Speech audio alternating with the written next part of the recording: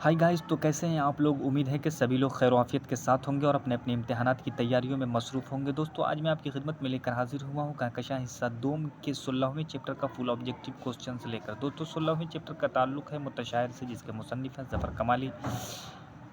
दोस्तों, आज का वीडियो काफ़ी हेल्पफुल होने वाला है, तो शुरू से आखिर तक बने रहिए। यदि आप हमारे चैनल पर पहली मर्तबा हैं तो लाइक और सब्सक्राइब करना ना भूलिएगा गाइस।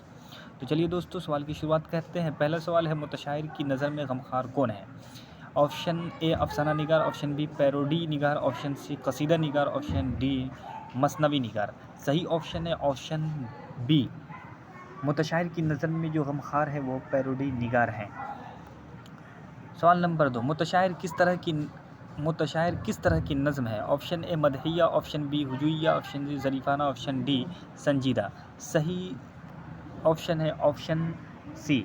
मुतशायर जो है वो ज़रीफ़ाना एक नज़म है।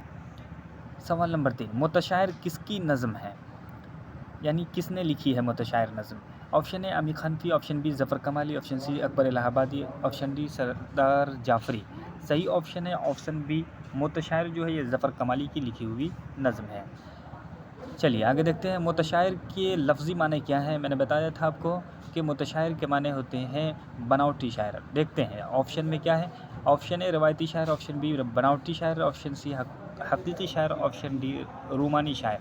तो मुतशायर का जो लफ्ज़ी माना है दोस्तों, बनावटी शायर के माने में है।